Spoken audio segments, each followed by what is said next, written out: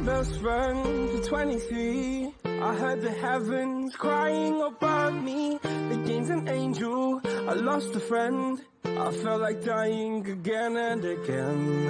I went through hell instead of death, but I keep fighting with each living breath. I saw no way out from where I stood.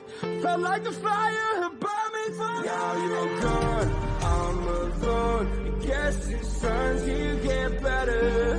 Through the pain, I will go alone. If I fall, break my bones, I will scream even louder. 'Cause I'm not dying alone. I lost my best friend.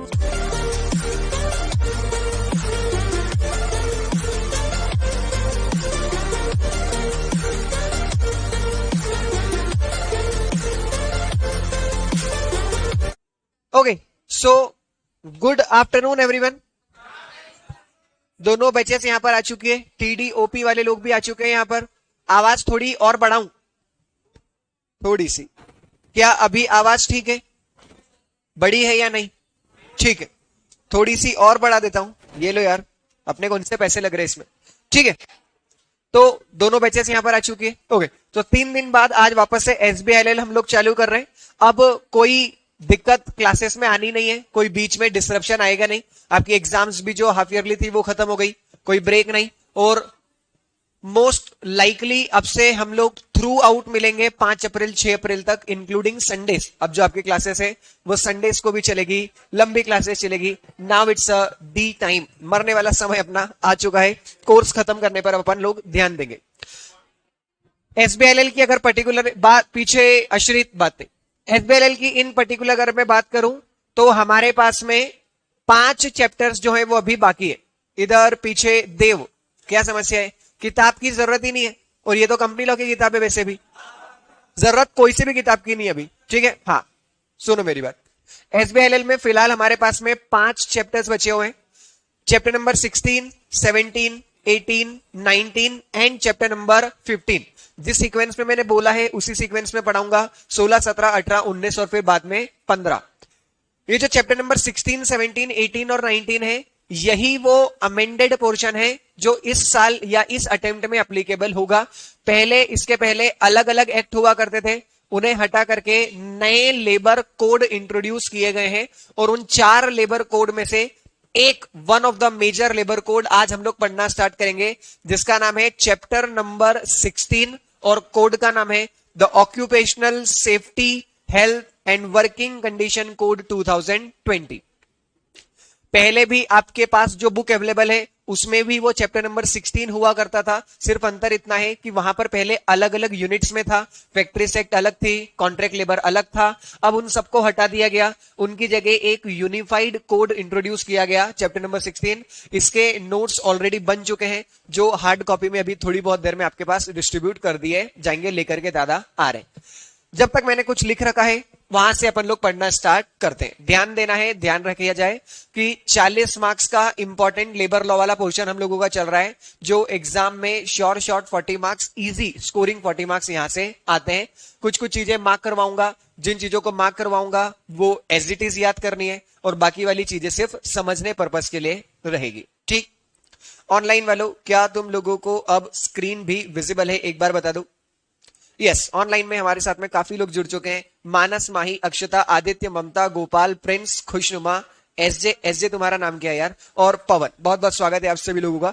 Chapter number 16 चालू करते हैं। Chapter number 16। अरे बात नहीं अब कोई समस्या? जिया, doubt पूछ रही हो तुम कुछ?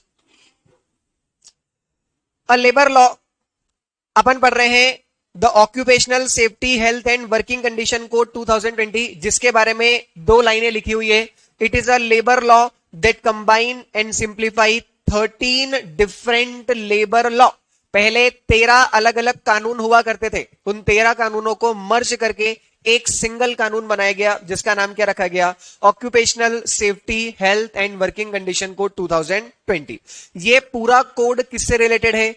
Related to the safety, health and working condition of the worker in India. India के अंदर जो वर्कर्स हैं उन वर्कर की सेफ्टी को ध्यान रखा गया, उन वर्कर की हेल्थ को और उनकी वर्किंग कंडीशंस को रेगुलेट किया गया इसके अंदर। क्या आप लोगों को याद है कि लेबर लॉ में हमने एक चैप्टर पढ़ा था, चैप्टर नंबर 14, क्या नाम है उसका?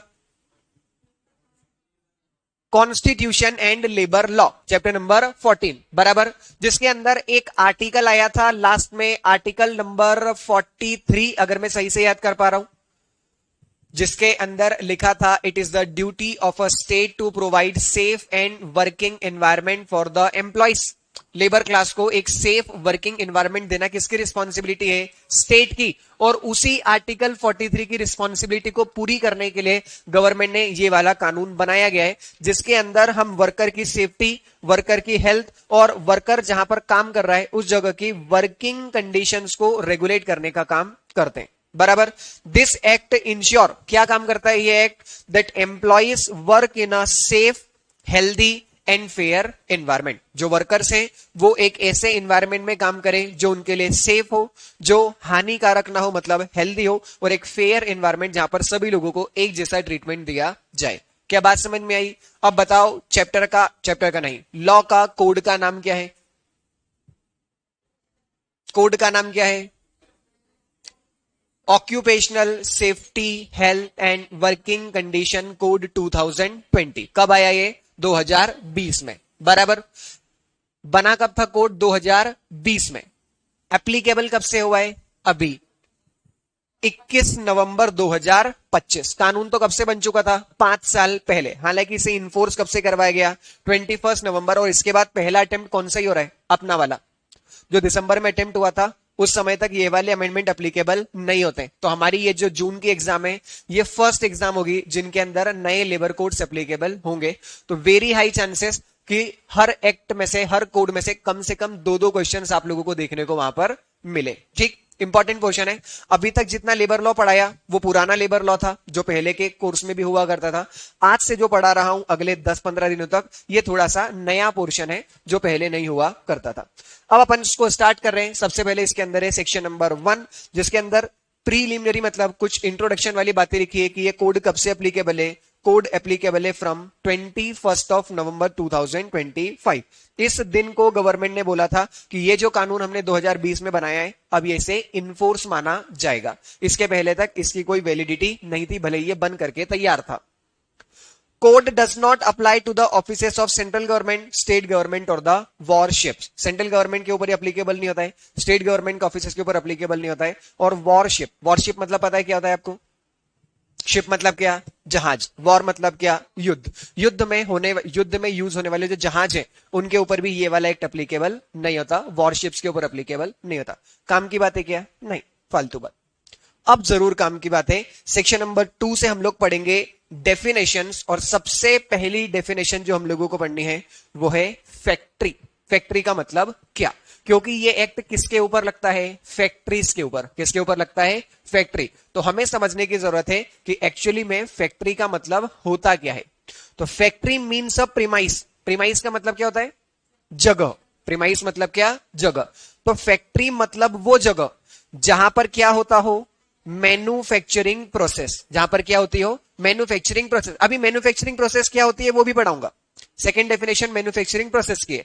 तो जो भी मैन्युफैक्चरिंग प्रोसेस होती है, वो मैन्युफैक्चरिंग प्रोसेस जिस जगह पर होती है उस जगह को क्या बोलते हैं? प्रीमाइस। क्या बोलते हैं उस जगह को? प्रीमाइस। अभी तुम बताओ, मैन्युफैक्चरिंग तुम्हारे हिसाब से क्या होता है? रॉ मटेरियल को फिनिश गुड्स में कन्वर्ट करना। इसको अपन क्या मानते हैं? मैन्युफैक्चरिंग। तो ऐसी कोई सी भी जगह जहां पर मैन्युफैक्चरिंग चल रही है उस जगह को क्या मान लेंगे? फैक्ट्री। पर सिर्फ इतने से काम नहीं चलता, देखना पड़ेगा उस जगह। हाँ भाई ध्रुव, क्या समस्या है? देखना पड़ेगा उस जगह पर कितने लोग काम कर रहे हैं, नंबर ऑफ पर्संस वहां पर कितने एम्प्लॉयड हैं। अगर उस जगह पर 20 या 20 से ज्यादा लोग हैं तो ही उस जगह को फैक्ट्री बोलेंगे। अगर एक जगह है जहां पर मैन्युफैक्चरिंग प्रोसेस कैरी की जा रही है पर वहां पर कितने लोग काम करते हैं? 8। कितने लोग काम करते हैं? 8। तो क्या उस जगह को फैक्ट्री बोलेंगे? क्या नहीं। फैक्ट्री बोलने के लिए कितने लोग चाहिए अपने को? 20 या 20 से ज्यादा। बराबर बात? बोलो बराबर बात। अगर एक प्रीमाइस है, एक जगह है जहां पर 15 लोग काम करते हैं, बताओ क्या ये जगह फैक्ट्री है? यहां पर मैन्युफैक्चरिंग प्रोसेस कैरी की जाती है, क्या ये जगह फैक्ट्री है? नहीं। क्यों? क्योंकि लोग कितने हैं? 15, जबकि हमें कितने चाहिए? 20 या 20 से ज्यादा। बराबर बात यहां तक की, इसमें कोई कंफ्यूजन? पर 20 लोग अपन कब देखते हैं? जब उस प्रीमाइस पे पावर यूज होता हो। क्या यूज होता हो? पावर। पावर का मतलब है इलेक्ट्रिसिटी। पावर का मतलब क्या होता है? इलेक्ट्रिसिटी। तो अगर ऐसी जगह, ऐसी प्रीमाइस जहां पर मैन्युफैक्चरिंग प्रोसेस कैरी की जा रही है और वो मैन्युफैक्चरिंग प्रोसेस में इलेक्ट्रिसिटी यूज हो रही है, तो हम देखेंगे कि वहां पर कितने लोग काम करते हैं। अगर 20 लोग काम करते हैं तो मान लेंगे कि वो जगह फैक्ट्री है। पर अगर वहां पर पावर यूज नहीं होता है तो लोग कितने देखेंगे अपन? 40। तो लोग कितने देखेंगे? 40। अरे बहुत सारी मशीन्स होती है जो कैसे चलती है? पावर से। पावर से चलती है मतलब वो किस कैटेगरी में आ जाएगी? इसके अंदर। पर कुछ ऐसी जगह भी होती है जहां पर आपको पावर यूज नहीं करना पड़ता है, ह्यूमन एफर्ट से भी वो इंडस्ट्री चलती है। जैसे आपने वो पिक्चर देखी है, मर्द नाम की एक पिक्चर आई थी बहुत पहले, देखी? किसी ने भी नहीं देखी? देखी? कुछ कुछ लोगों ने देखी है। वहां पर वो लोग शायद कुछ एक्सट्रैक्शन करते हैं किसी प्लांट में से, और एक्सट्रैक्शन करने के लिए कोई मशीन यूज नहीं है। Yes ma'am. पर ये तो आप एक ही सेट लेकर के आए। आइए मैं बात कर लेता हूं एक बार। वहां पर अच्छा गलत ले आए, ठीक है मैं फोन लगाता हूं। प्रोफेशनल के नोट्स आ चुके हैं, ये पढ़ोगे अभी?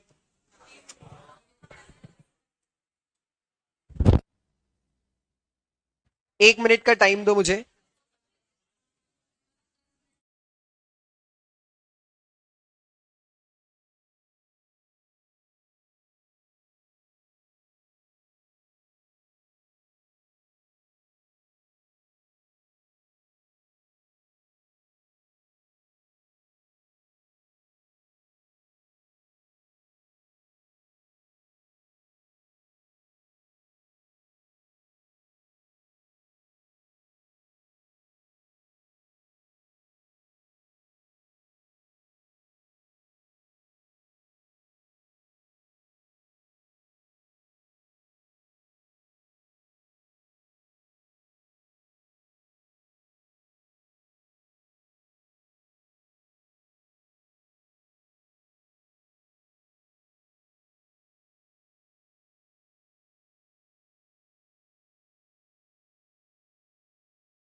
क्योंकि पढ़ा तो सबको एक साथ रहा हो ना। संडे की बात सैटरडे को करेंगे, आज नहीं।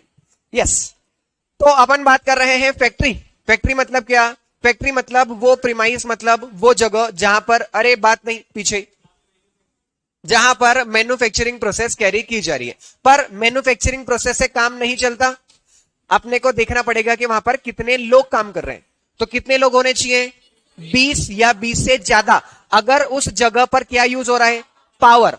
अगर पावर यूज नहीं हो रहा तो कितने लोग? 40 या 40 से ज्यादा। तो मैं बता रहा था कि उस मूवी में वो कुछ लिक्विड को एक्सट्रैक्ट करते हैं और उसके लिए कोई मशीन यूज नहीं करते हैं, वो वहां पर इंसानों को एक चक्री के अंदर घुमाते हैं कि तुम लोग राउंड लगाओगे। हाँ, ऐसा उस मूवी के अंदर सीन डिपिक्टेड है। तो मतलब अगर कोई ऐसी फैक्ट्री है, जिस मतलब ऐसी कोई प्रीमाइस है जो प्रीमाइस के अंदर मैन्युफैक्चरिंग प्रोसेस तो हो रही है पर उसके अंदर पावर यूज नहीं हो रहा। जैसे कि एक और एग्जांपल देता हूं मैं आप लोगों को, ये जो प्रिंटिंग होती है, प्रिंटिंग, प्रिंटिंग का काम लास्ट वाला जो है वो तो प्रिंटर ही कर रहा है, मशीन ही कर रही है। पर उसके बाद में जब पेपर प्रिंट हो जाता है और उसके बाद में एक कंपनी है जिसका काम होता है बुक को बाइंड करने का और उसे फोल्ड करने का। तो एक कंपनी है जिसने पेपर प्रिंट किया, मैंने यहां से पीडीएफ भेजी, तो एक कंपनी है मान लेते हैं XYZ लिमिटेड, उसने उसे क्या कर दिया? प्रिंट कर दिया। तो प्रिंट तो प्रिंटर से हुई है, उसके अंदर तो पावर यूज हुआ है। तो XYZ लिमिटेड के केस में कितने लोग देखेंगे अपन? 20। जैसे ही XYZ लिमिटेड ने उसे प्रिंट कर दिया, ये बुक उसने दी है ABC लिमिटेड नाम की एक कंपनी को, जिसका काम क्या है? बुक को बाइंड करने का और बुक को फोल्ड करने का। अगर आपने देखा हो तो बुक्स जो है वो ऐसे एक एक पेज में प्रिंट होकर के नहीं आती है, बहुत लंबा पेज निकलता है, फिर उसे कट किया जाता है अलग अलग। हालांकि आज की तारीख में वो भी मशीनों से किया जाता है, पर हम मान रहे हैं कि वो काम मशीन से नहीं कर रहे, वो ह्यूमन से करवा रहे हो आप पूरा का पूरा। तो अगर ABC लिमिटेड वो पूरा काम किससे करवा रही है? ह्यूमन से, मतलब उसके अंदर कोई भी पावर यूज नहीं हो रहा है। तो ऐसे केस में ABC लिमिटेड के केस में कितने लोग देखे जाएंगे? 40। कितने लोग देखे जाएंगे? 40% वहां पर होने चाहिए। तो फैक्ट्री मतलब क्या? फैक्ट्री मतलब वो प्रीमाइस जहां पर मैन्युफैक्चरिंग प्रोसेस कैरी की जा रही है with the help of power. तो पर्सन्स कितने चाहिए? 20। और अगर पावर यूज नहीं हो रहा तो कितने लोग चाहिए? 40 लोग अपने को चाहिए। बराबर बात। ध्यान रखना, फैक्ट्री की डेफिनेशन का अपने आप में 5 मार्क्स का एक क्वेश्चन आ सकता है, ये पूछते हुए कि बताइए ये गिवन एस्टेब्लिशमेंट फैक्ट्री है या नहीं। क्या क्लियर है यहां तक की बात? एक बात और मैं आप लोगों को बता दूं, ये जो नया कोड आया है इसके अंदर इस लिमिट को 20 और 40 किया है। पहले ये लिमिट 10 और 20 हुआ करती थी, इसलिए और भी इंपॉर्टेंट बनती है फैक्ट्री की डेफिनेशन, क्योंकि फैक्ट्री की डेफिनेशन में ही क्या आया? इवन अमेंडमेंट आया है। क्या क्लियर है यहां तक की बात? बोलो इसमें कोई कंफ्यूजन? ठीक। हालांकि फैक्ट्री की डेफिनेशन से कुछ चीजों को बाहर कर दिया, जैसे कि सबसे पहले बाहर किया किसको? माइंस को। क्यों? क्योंकि माइंस का एक सेपरेट एक्ट है, उस एक्ट से माइन को गवर्न करते हैं, उसके ऊपर ये वाला कोड लगाने की जरूरत नहीं। Mobile unit of the armed force. Armed force मतलब मिलिट्री। मोबाइल यूनिट का मतलब क्या होता है?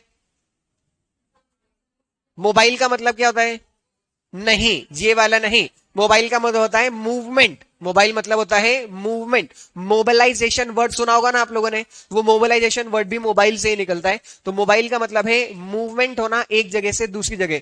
तो आर्म्ड फोर्स की बांट दीजिए सबको एक एक। आर्म्ड फोर्स की वो वाली यूनिट जो एक जगह से दूसरी जगह पर मूव हो रही है, उसे भी अपन क्या बोलेंगे? क्या बोलेंगे? कुछ भी नहीं। क्यों? क्योंकि वो फैक्ट्री है क्या? नहीं, उसे फैक्ट्री से अपन ने एक्सक्लूड कर दिया। इसके पीछे एक और रीजन है, आर्म्ड फोर्स के उनके सेपरेट मिलिट्री एक्ट होते हैं जो इनके ऊपर एप्लीकेबल होते हैं। इसके अलावा कोई भी होटल, रेस्टोरेंट और ईटिंग प्लेस को भी क्या नहीं माना गया है? फैक्ट्री नहीं माना गया है।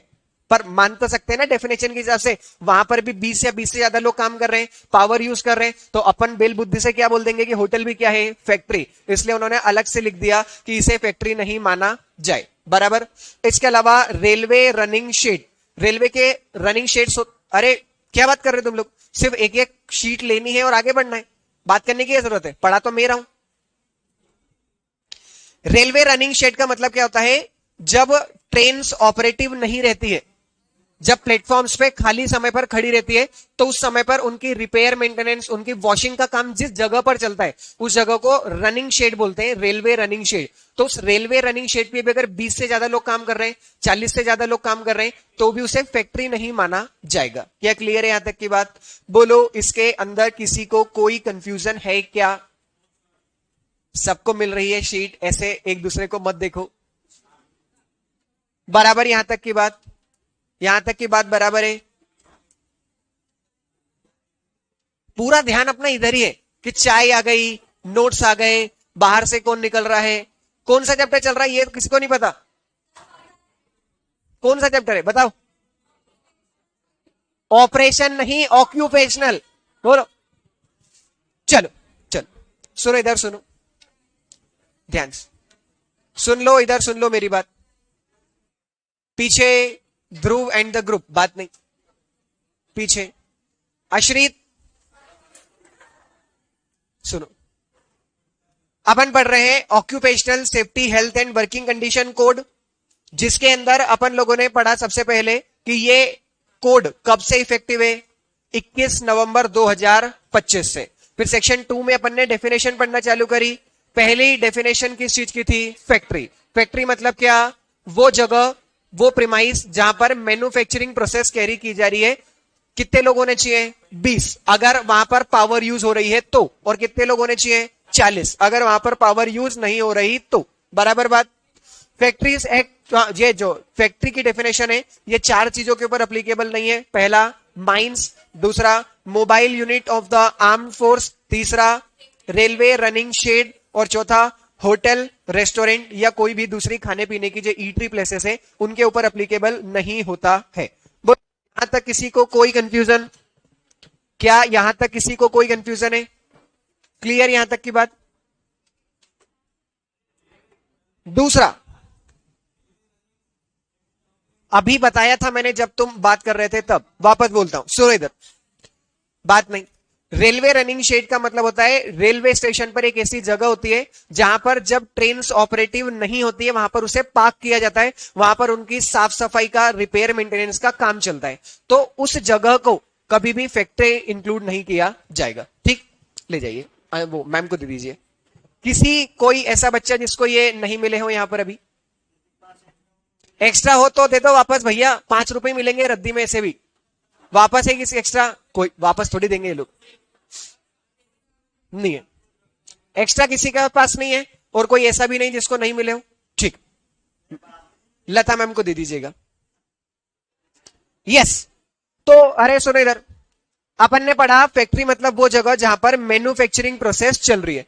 तो सेकंड डेफिनेशन आती है, बात क्यों कर रहे हो यार, पेजेस बाद में गिन लेना कि कितने पेज की है, पहले पढ़ लो।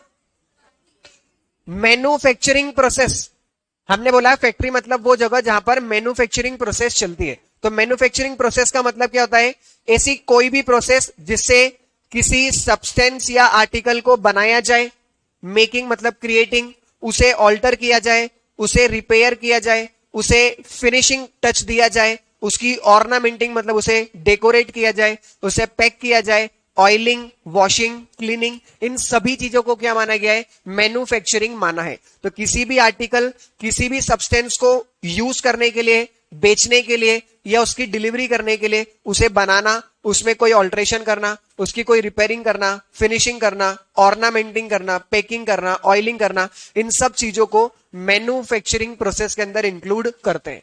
वैसे तो मैन्युफैक्चरिंग की डेफिनेशन यही है, पर उन्होंने हमें कुछ चीजों के एग्जाम्पल दिए हैं कि इन चीजों को क्या माना जाए, मैन्युफैक्चरिंग माना जाए, इसमें कोई कंफ्यूजन नहीं होना चाहिए।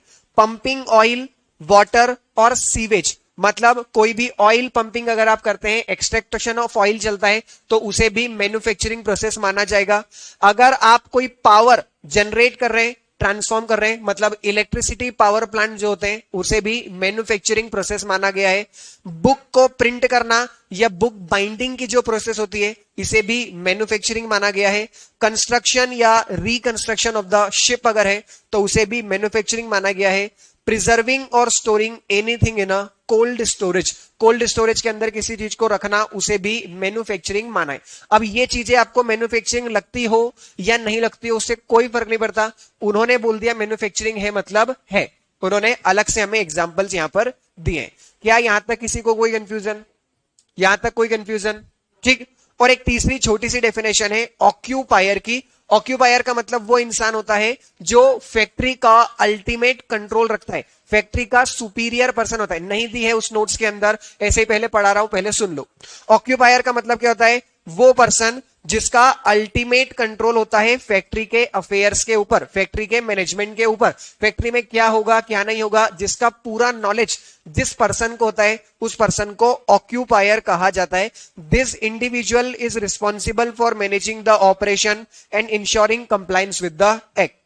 पार्टनरशिप फर्म के लिए ऑक्यूपायर कौन होता है, पार्टनर। कंपनी के लिए कोई भी डायरेक्टर या किसी गवर्नमेंट अथॉरिटी के लिए कोई भी पर्सन जिसे गवर्नमेंट अपॉइंट कर दे। बताओ इंडिविजुअल के लिए ऑक्यूपायर कौन होगा, वो इंडिविजुअल खुद। अरे इंडिविजुअल के केस में तो समस्या है ही नहीं, समस्या इन सब के केस में थी, तो हमने बता दिया कि ये ऑक्यूपायर होता है, बराबर। तो अब आपके पास जो नोट्स आ चुके हैं, उन नोट्स में से इंट्रोडक्शन वाला पार्ट और डेफिनेशन जो दो दी हुई है, वो डेफिनेशन एक बार रीड कर लो। बात नहीं करना, रीड करना है फटाफट।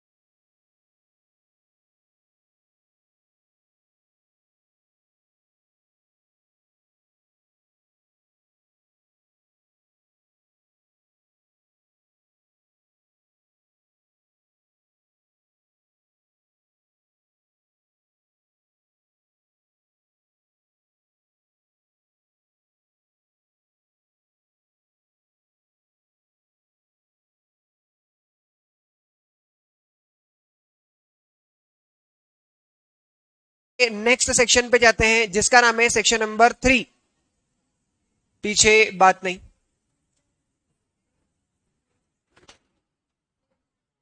सेक्शन नंबर 3 है रजिस्ट्रेशन ऑफ द स्टैब्लिशमेंट। जिया नहीं, आर्या बात नहीं है। Registration of the establishment, her employer को पहले occupational safety health and working condition code में क्या करवाना पड़ेगा? रजिस्ट्रेशन करवाना पड़ेगा। अगर वो अपने यहां पर किसी भी वर्कर को एम्प्लॉय करना चाहते हैं, किसी भी आदमी को काम पर रखना चाहते हैं, तो पहले अगर आप एक फैक्ट्री है या नहीं है वो कैसे पता चलेगा? 20 या 20 से ज्यादा लोग अगर हैं तो पहले आपको इस एक्ट के अंदर रजिस्ट्रेशन करवाना पड़ेगा। Every employer must register a establishment within 60 days by making a online application. आपको एक ऑनलाइन एप्लीकेशन फाइल करनी है और अपनी उस प्रीमाइस को रजिस्टर करवाना पड़ेगा।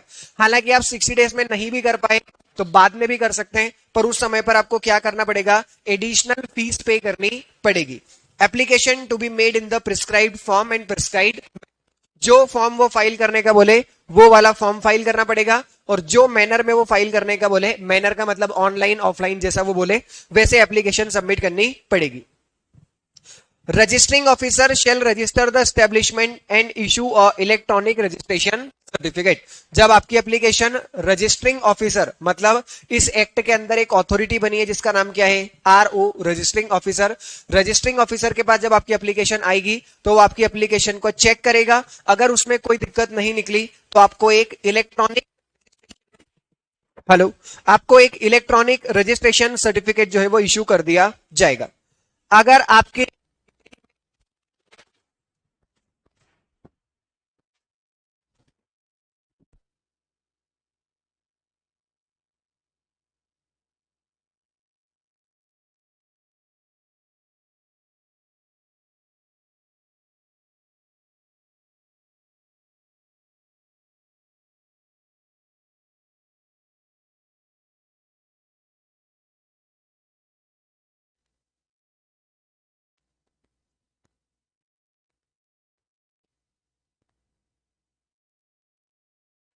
चलो, यस, अगर आपकी ऑर्गेनाइजेशन की डिटेल में कोई भी चेंज आता है तो ऐसे केस में वो चेंज आपको अपडेट करना पड़ेगा कितने दिनों के अंदर अंदर? 30 डेज के अंदर अंदर। जैसे जगह चेंज हो गई या ओनरशिप में कोई चेंज आया तो वो इंटीमेट करना पड़ेगा रजिस्टरिंग ऑफिसर को। अगर आप अपनी ऑर्गेनाइजेशन को बंद करते हो तो ऐसे केस में भी आपको 30 डेज के अंदर अंदर इन्फॉर्म करना पड़ेगा कि उस जगह पर हमारी पहले फैक्ट्री चलती थी, हम उसे बंद कर रहे हैं। और 60 डेज के अंदर अंदर रजिस्टरिंग ऑफिसर आपको क्या करेगा? रजिस्ट्रेशन कैंसिल करने का ऑर्डर दे देगा कि रजिस्ट्रेशन आपका कैंसिल कर दिया गया है। अगर आपने रजिस्ट्रेशन लेते वक्त कोई भी झूठ बोला, कोई भी फ्रॉड किया, तो ऐसे केस में आपके ऊपर पनिशमेंट एप्लीकेबल होगी। आप इस एक्ट के अंदर तब तक किसी भी वर्कर को एम्प्लॉय नहीं कर सकते जब तक आप पहले क्या ना करवा लो? अपना registration. Employer can not employ the worker unless establishment is not registered, जब तक आप उसे रजिस्टर नहीं करवा लेते। Section number 4, appeal. अपील का मतलब क्या होता है भाई? कि जब किसी अथॉरिटी ने कोई डिसीजन पास किया और वो डिसीजन आपको पसंद नहीं आया तो उसके खिलाफ आप क्या कर सकते हैं? एक सूट फाइल कर सकते हैं जिसे अपील कहा जाता है। तो any person agreed by the order of any authority under this act can file an appeal. क्या कर सकते हो आप? अपील फाइल कर सकते हो। अपील किसके पास फाइल होगी? अपीलेट ऑफिसर के पास। किसके पास होगी? Appellate officer. और कितने दिनों में करनी है? 30 डेज के अंदर अंदर। हालांकि 30 डेज में नहीं भी कर पाए तो कोई बात नहीं, बाद में कर देना, पर आपको रीजन बताना पड़ेगा कि क्यों आप 30 डेज में नहीं कर पाए। अपीलेट ऑफिसर आपको पहले क्या देगा? OOBH। OOBH का मतलब क्या होता है? Opportunity of being heard, reasonable opportunity of being heard provide करेगा और आपकी अपील को डिस्पोज ऑफ करेगा कितने दिनों के अंदर अंदर? 30 डेज के अंदर अंदर। 30 दिनों में आपकी अपील को सेटल कर दिया जाएगा। अपील का मतलब सभी को पता है? अपील का मतलब सभी को पता है ना कि अपील मतलब क्या होता है? ठीक है। सेक्शन नंबर 4 और सेक्शन नंबर 5 एक बार बुक में से रीड करो। नेटवर्क इश्यू हो रहा है क्या? देख, बाकी को भी ऑनलाइन कोई नेटवर्क इश्यू है क्या? मानस, अक्षता, ममता?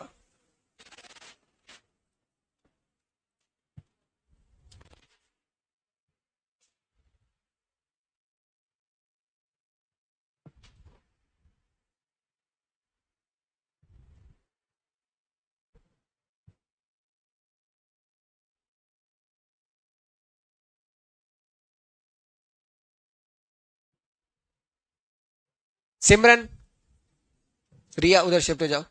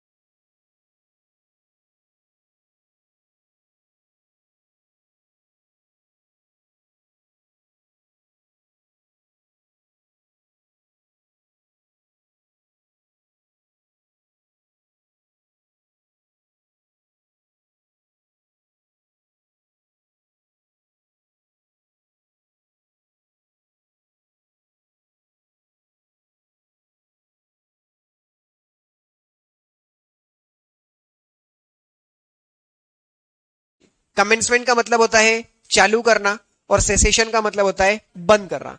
जिस समय पर आप अपना काम करना चालू कर रहे हैं या काम करना बंद कर रहे हैं, उसकी इंफॉर्मेशन भी किसको देनी पड़ेगी? आपको रजिस्टरिंग ऑफिसर को देनी पड़ेगी। Employer at the time of starting operation and at the time of closing and establishment must give the notice in the electronic manner to the authority। और ये तो ऑलरेडी हम बता ही रहे ना, अभी ऊपर हमने जब सेक्शन 3 में रजिस्ट्रेशन करवाया तो 60 डेज के अंदर अंदर इन्फॉर्म किया, हाँ या ना। एप्लीकेशन शेल बी फाइल्ड, कहां गया वो समय का है, जी रहा, 30 डेज के अंदर अंदर हमने एप्लीकेशन फाइल करी थी, हाँ या ना।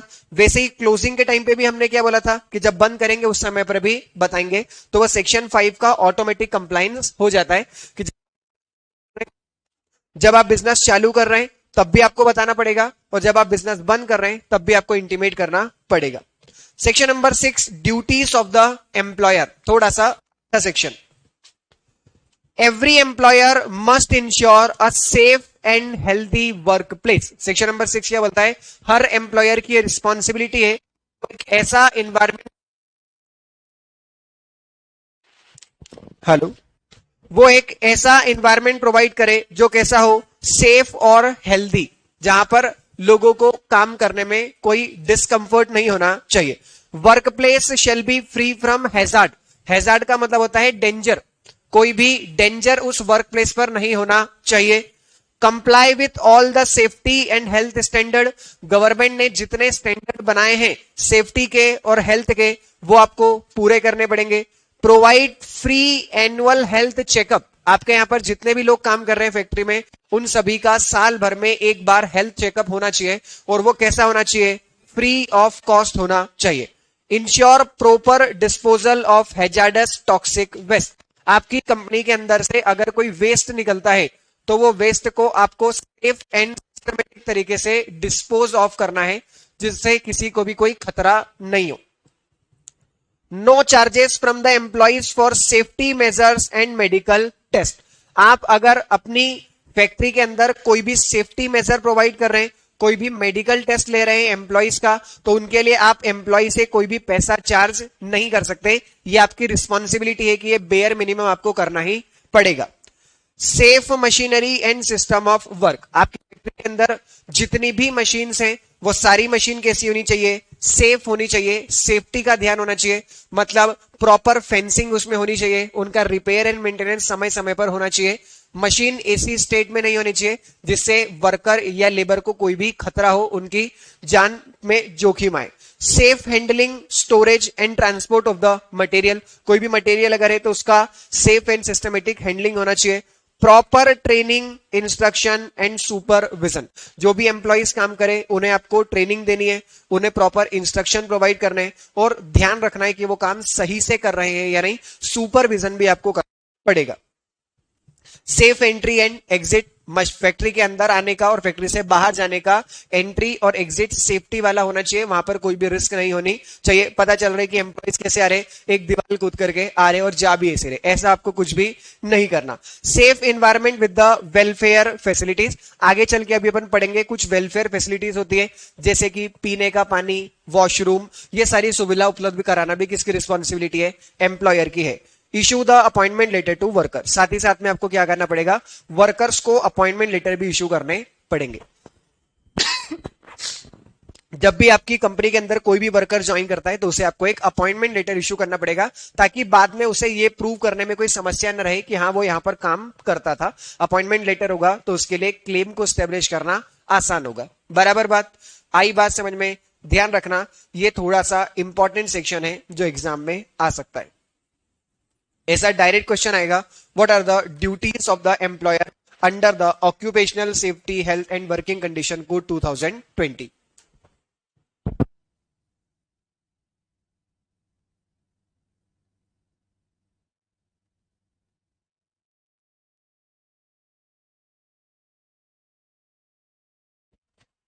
Section number 10, notice of the certain accident. अरे सुनो इधर, सेक्शन नंबर 10 है notice of the certain accident.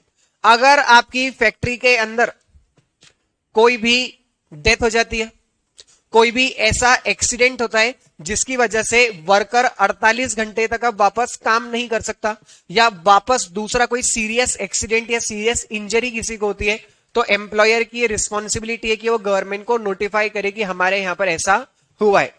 In case of any accident जिसकी वजह से क्या हुई है, डेथ, या फिर जिसकी वजह से कोई इंजरी, जिस इंजरी से अब वर्कर कितने समय तक काम नहीं कर सकता, 48 घंटे तक, या फिर कोई सीरियस नेचर का एक्सीडेंट आपके यहां पर हुआ है, तो एक नोटिस आपको देना पड़ेगा। कौन देगा नोटिस? एम्प्लॉयर। किसको देगा? अथॉरिटी को, ताकि गवर्नमेंट को पता रहे कि इस इंस्टीट्यूशन के अंदर, इस फैक्ट्री के अंदर ऐसा कुछ हुआ है। अगर किसी की डेथ होती है तो ऐसे केस में अथॉरिटी क्या करेगी? फिर एक इंक्वायरी कंडक्ट करेगी कि ऐसा आखिरकार क्यों हुआ है। क्या आप लोगों ने मध्य प्रदेश में एक जगह है सिंगरौली, सुना है आप लोगों ने?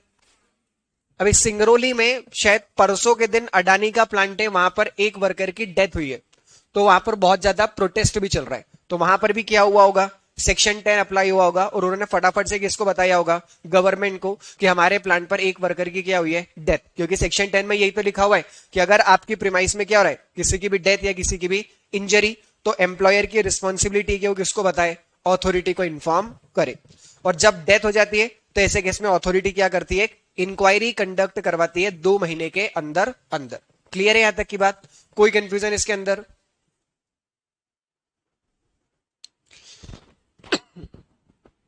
Section number 11, notice of the certain dangerous occurrence.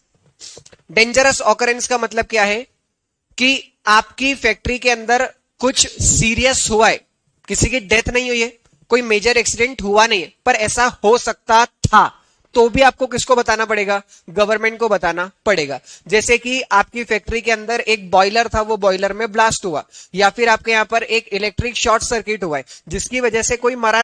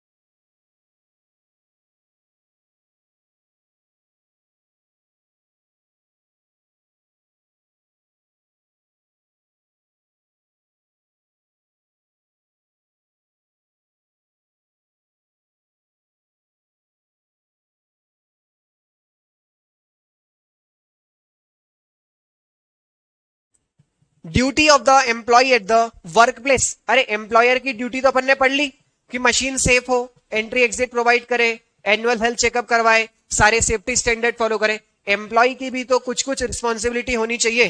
तो एम्प्लॉयर की रिस्पॉन्सिबिलिटी है take reasonable care of own health and safety. अपनी सेफ्टी का खुद ध्यान रखे। अगर उसे ऐसा लग रहा है कि वो बीमार है तो काम पे नहीं जाए, हाँ या ना। अगर उसे ऐसा लग रहा है कि सांस लेने में उसे कोई दिक्कत आ रही है, रेस्पिरेटरी डिसीज है, तो ऐसे केस में टैंकर की सफाई करने के लिए अंदर उस समय पर ना उतरे। अपनी सेफ्टी हेल्थ का ध्यान उसे खुद को ही रखना पड़ेगा।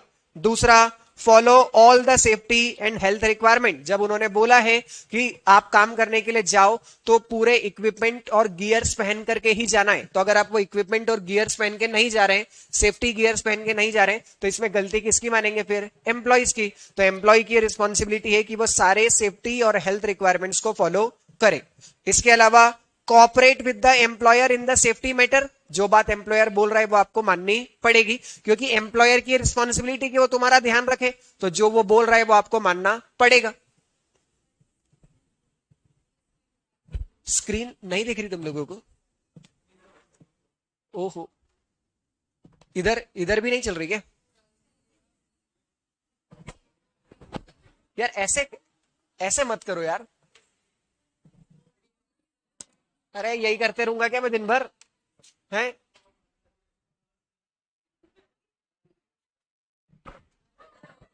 व्हाट इज दिस बिहेवियर है?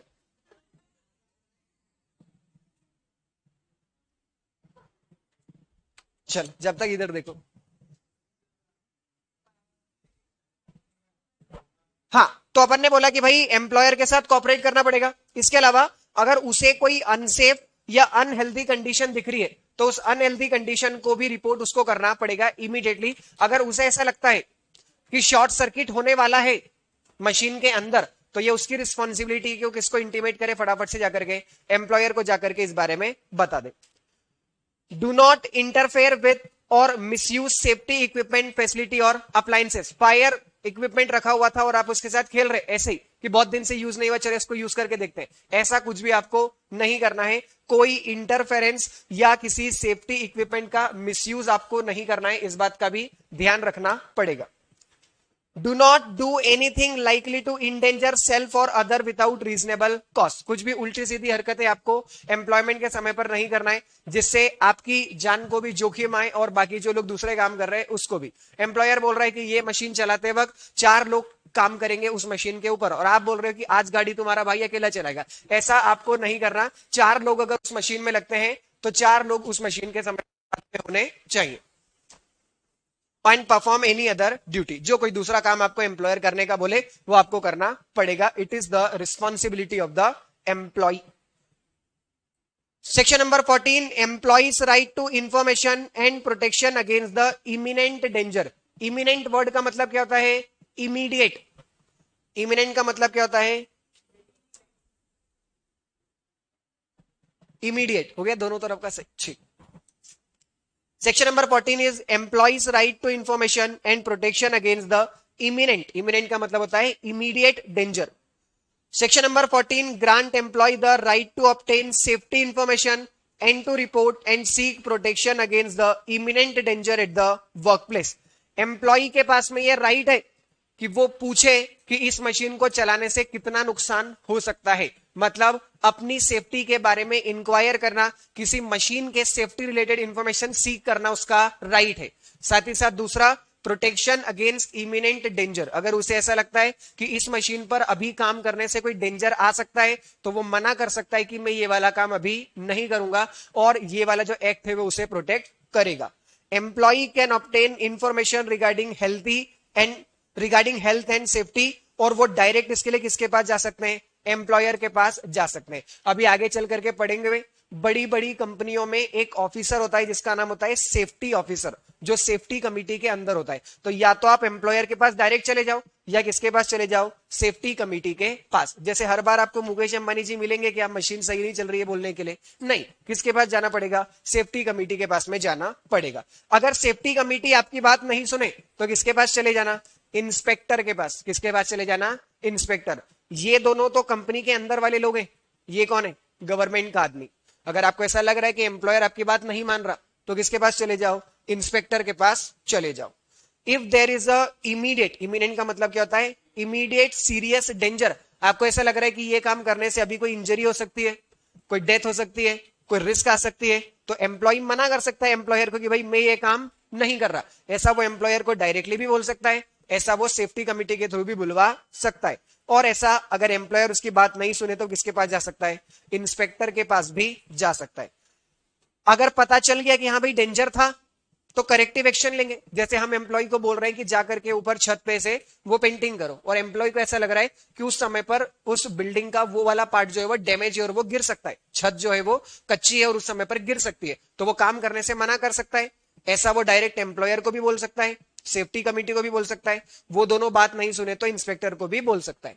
जब हमने ऐसा किसको बताया, एम्प्लॉयर को, कि इस समय पर डेंजर है, तो एम्प्लॉयर क्या करेगा, चेक करवाएगा कि डेंजर है या नहीं। अगर डेंजर कंफर्म हो गया तो ऐसे केस में क्या करेंगे, करेक्टिव एक्शन लिए जाएंगे। करेक्टिव एक्शन का मतलब क्या होगा, उस छत को वापस से पहले रिपेयर किया जाएगा, फिर उस पर काम करना स्टार्ट किया जाएगा। और साथ ही साथ ये रिपोर्ट किसको भेज दी जाएगी, इंस्पेक्टर को भेज दी जाएगी। अगर एम्प्लॉयर डिसएग्री करता है कि कोई डेंजर नहीं है, जबकि एम्प्लॉय बोल रहा है कि डेंजर है, तो मैटर फिर कौन रिजॉल्व करेगा, इंस्पेक्टर, थर्ड पर्सन, गवर्नमेंट का appointed officer. Matter is referred to the inspector, और फिर जो डिसीजन इंस्पेक्टर का होगा उसे फाइनल माना जाएगा, उसके ऊपर और कोई दूसरी बात नहीं। बराबर बात यहां तक की। ये दो सेक्शन एक बार, कौन से दो सेक्शन है, 13 और 14, फटाफट से रीड करो। चलो भाई पढ़ो।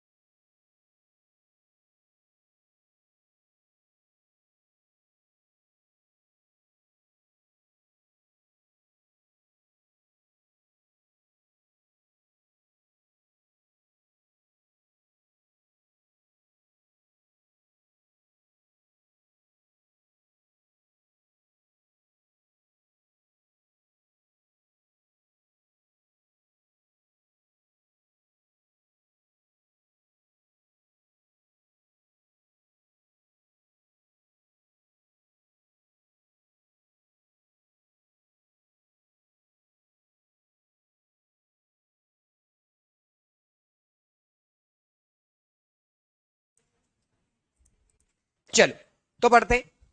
सेक्शन नंबर 14, सेक्शन नंबर 14 है एम्प्लॉइज, ये हो गया। सेक्शन नंबर 16, यस क्या हुआ? सेक्शन नंबर 16, टाइम कुछ हुआ ही नहीं है, टाइम तो तुमको कल से पता चलेगा। National occupational safety and health advisory board, government ने क्या बना रखा है भाई? एक बोर्ड बना रखा है यार। बोर्ड का काम क्या होता है? अथॉरिटी होती है, जिसके अंदर बहुत सारे लोग इनने रख रखे हैं जो ध्यान रखते हैं कि ये एक प्रॉपर तरीके से फॉलो हो रहा है या नहीं। सेंट्रल गवर्नमेंट अपने नोटिफिकेशन द्वारा एक बोर्ड बनाएगी, जिस बोर्ड का नाम क्या होगा? National occupational safety and health advisory board.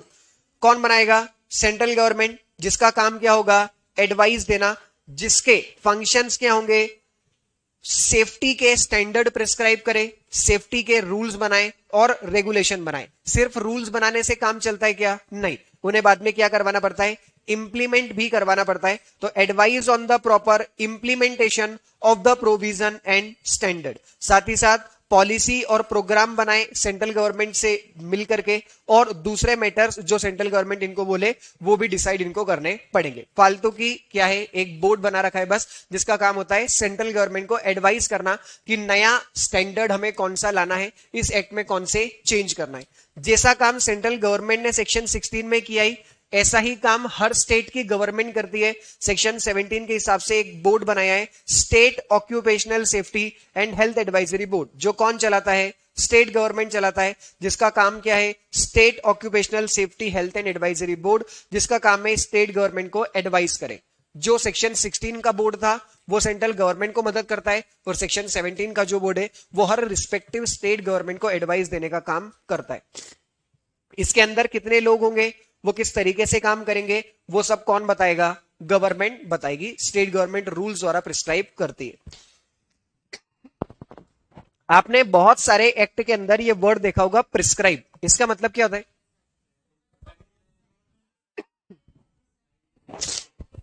Government prescribe करेगी। और गवर्नमेंट कैसे प्रिस्क्राइब करती है?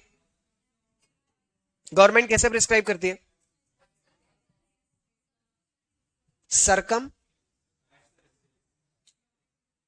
रूल्स पढ़े ना कंपनी लॉ में बहुत सारे, डिपॉजिट के रूल, डिविडेंड के रूल्स। तो देखो क्या होता है, कानून के अंदर दो चीजें होती है, एक होता है स्टैटिक पार्ट और एक होता है डायनामिक। सुने आपने ये दो वर्ड?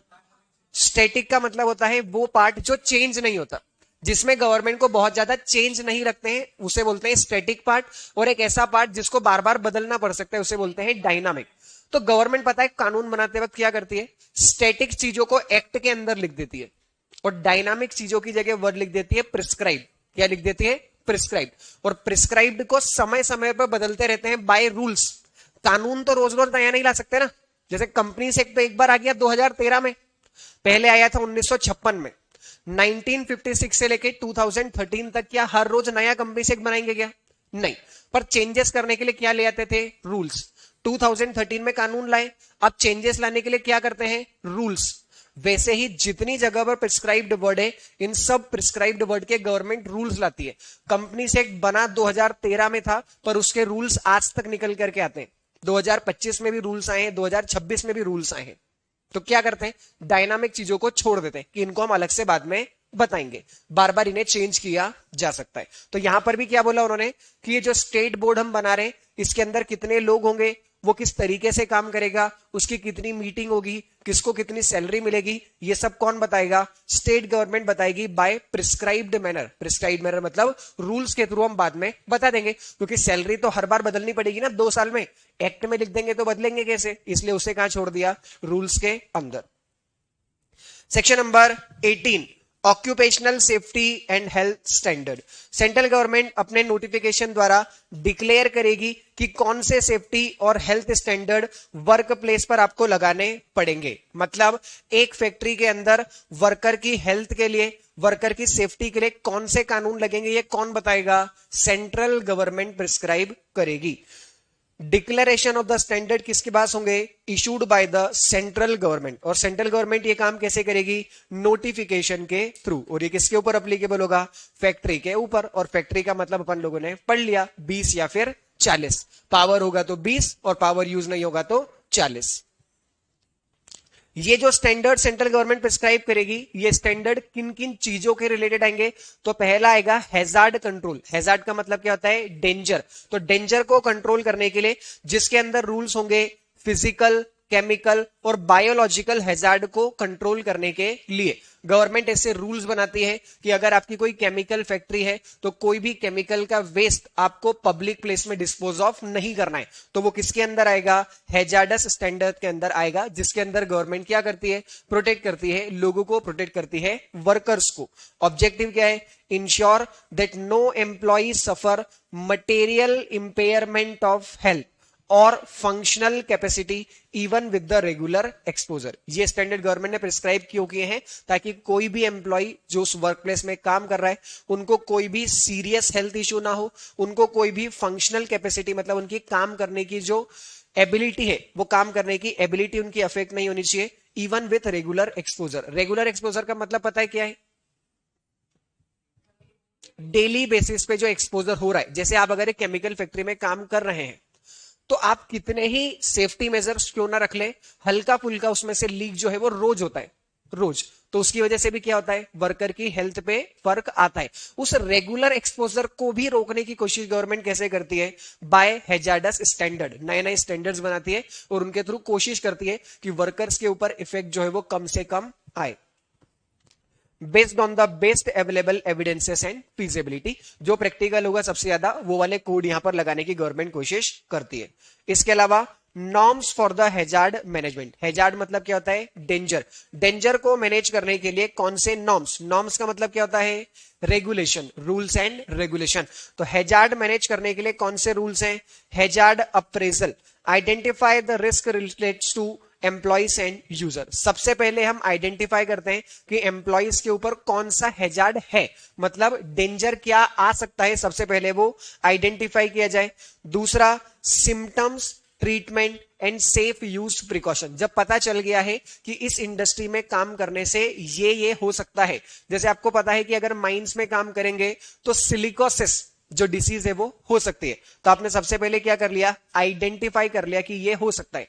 फिर पता करो कि सिलिकोसिस होता है तो उसके सिम्टम्स क्या होते हैं, उसका ट्रीटमेंट कैसे किया जाएगा और कैसे हम उसे प्रोटेक्ट कर सकते हैं कि ऐसा ना हो। तीसरा, measure and monitor the exposure level. हमारे यहां पर कितनी रिस्क है कि सिलिकोसिस लोगों को हो सकता है या अस्थमा कितने लोगों को हो सकता है, और समय समय पर क्या किया जाए? उनका टेस्ट कंडक्ट करवाया जाए कि एम्प्लॉइज के बीच में ये अस्थमा या सिलिकोसिस की जो बीमारी है ये फैली तो नहीं है। अगर बाद में पता चलता है कि ऐसा कुछ हुआ है तो उनका इलाज भी करवाना पड़ेगा।